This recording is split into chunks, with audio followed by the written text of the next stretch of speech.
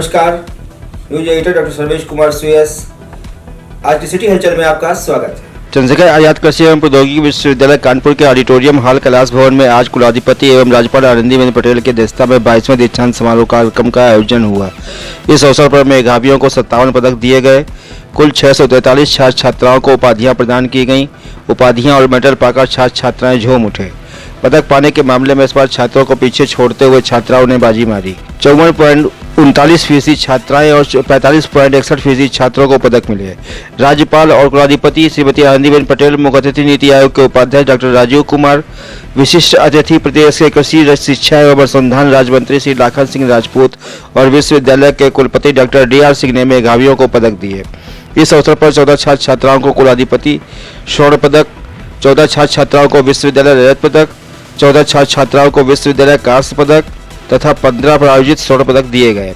इस दौरान PhD degree धारकों की तस्वीर कुलाधिपति महोदय एवं अतिथियों के साथ ली गई। परा स्नातक में सर्वोच्च अंक पाने वाले 17 विद्यार्थियों को पुस्तक पुरस्कार दिया गया। इस अवसर पर 1 से अधिक पदक 6 छात्र छात्राओं को मिले, जिसमें सैल्वी वर्मा को 3 पदक, अर्पिता सोनी को 3 पदक, प्रियंका सिंह को 2 पदक, पवन कुमार मौर्य को 2 पदक, कंचन देवी को 2 पदक एवं राजशेखर द्विवेदी को 2 पदक दिए गए। इस अवसर पर नीति आयोग के उपाध्यक्ष डॉक्टर राजीव कुमार को कुलाधिपति महोदया द्वारा मानद उपाधि डिलीट से विभूषित किया गया। राज्यपाल एवं कुलाधिपति महोदय द्वारा इस अवसर पर विश्वविद्यालय द्वारा गोद लिए गए जैव संवर्धित गांव अनूपपुर के प्राथमिक विद्यालय के 25 छात्र छात्राओं को पुस्तकें, दलिया, पेन, फल एवं बैग आदि भेंट किए गए। इस अवसर पर सर्वप्रथम कुलाधिपति और अतिथियों ने दीप प्रज्वलित कर कार्यक्रम की शुरुआत की। इससे पूर्व कुलाधिपति महोदय ने विश्वविद्यालय प्रांगण में लगी चंद्रशेखर आजाद की प्रतिमा पर माल्यार्पण किया। सर्वप्रथम कुलपति ने विश्वविद्यालय की प्रगति आख्या प्रस्तुत की तथा शिक्षण, शोध एवं प्रसार कार्यों के नवाचारों के बारे में विस्तार से जानकारी दी। इस अवसर पर नीति आयोग के उपाध्यक्ष डॉक्टर राजीव कुमार ने सभी पदक व उपाधि प्राप्त छात्र छात्राओं को शुभकामनाएं दी।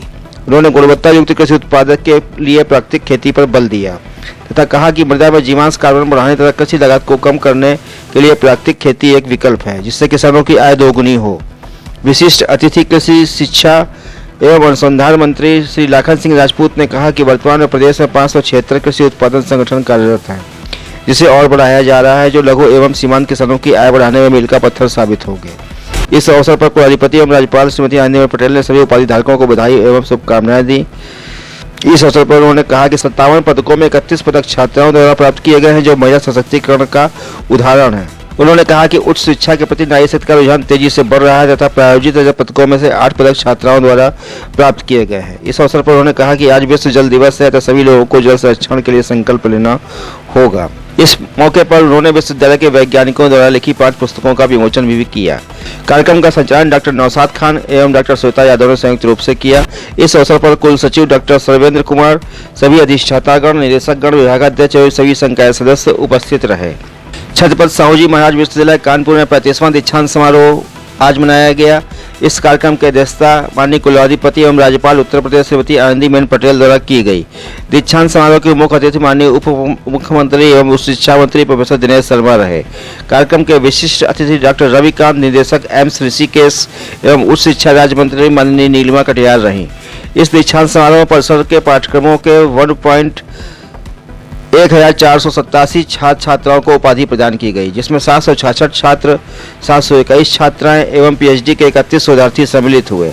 पद्मश्री प्रोफेसर रवि चतुर्वेदी, प्रसिद्ध कमेंटेटर को भी इस दीक्षांत समारोह में PhD की उपाधि प्रदान की गई। दीक्षांत समारोह में विभिन्न संकाय के विद्यार्थियों को 1 कुलाधिपति स्वर्ण पदक, 2 रजत पदक एवं 26 कांस्य पदक प्रदान किए गए। इसके अतिरिक्त 10 कुलपति स्वर्ण पदक विभिन्न संकाय के विद्यार्थियों को प्रदान किए गए। 49 विद्यार्थियों को प्रायोजित स्वर्ण पदक प्रदान किए गए। इस प्रकार कुल 88 पदक दीक्षांत समारोह में दिए गए। दीक्षांत समारोह में 952 महाविद्यालयों के स्नातक के 1,71,361 छात्र छात्राओं तथा परास्नातक के 17,359 छात्र छात्राओं को उपाधियां प्रदान की गईं। इस प्रकार कुल 1,90,207 विद्यार्थियों को इस दीक्षांत समारोह में उपाधि प्रदान की गई। दीक्षांत समारोह में प्रदान किए जाने वाले 88 मेडल 54 छात्र छात्राओं को प्रदान किए गए, जिसमें 21 छात्र एवं 33 छात्राएं थीं। इनमें 7 छात्र ऐसे हैं जिनको 1 से ज़्यादा पदक प्रदान किए गए तथा 12 छात्राओं को 1 से अधिक प्रदान किए गए।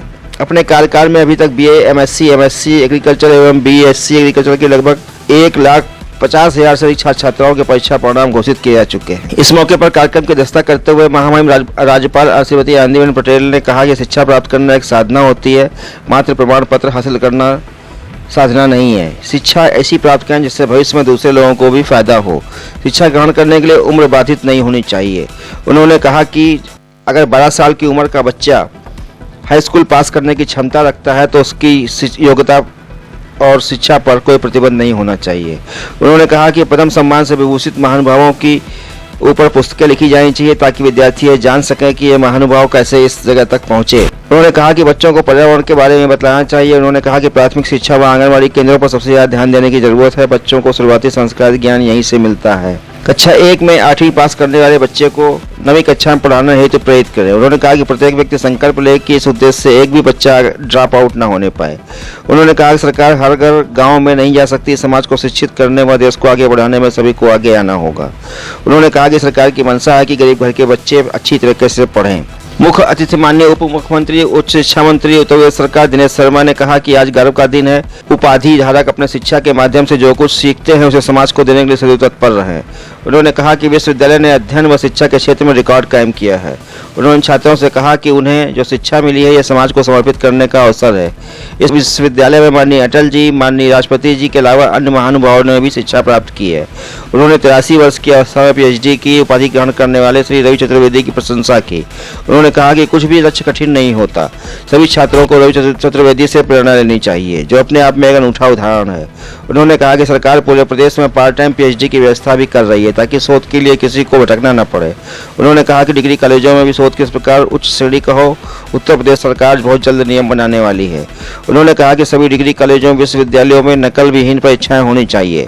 उन्होंने कहा कि सरकार प्रत्येक वर्ष अच्छी कैलेंडर जारी करती है ताकि यह पता चल सके कि परीक्षाएं कब शुरू होंगी और कब समाप्त होंगी।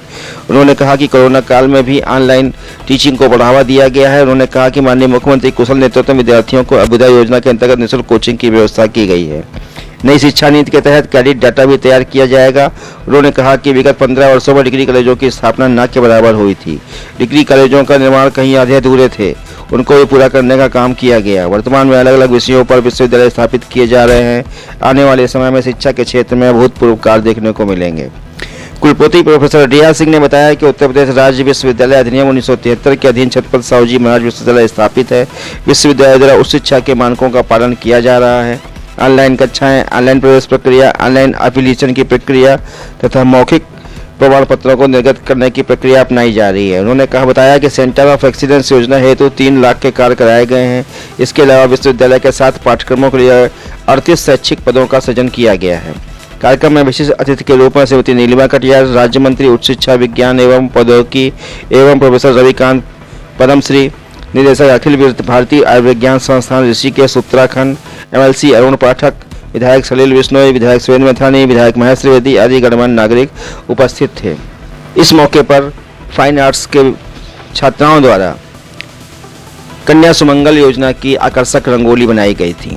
मौसम विभाग से प्राप्त जानकारी के अनुसार आज देर रात तेज आंधी के साथ हल्की बारिश होने का अनुमान है। मौसम में ठंडी हवाएं चलती रहेंगी जिससे न्यूनतम तापमान में कमी आएगी। बिठूर के पत्थर घाट पर देर शाम आयोजित गंगा आरती में उप मुख्यमंत्री पंडित दिनेश शर्मा, राज्यपाल आनंदीबेन पटेल ने भाग लिया। इस मौके पर जल शक्ति मंत्री डॉक्टर महेंद्र सिंह भी मौजूद थे।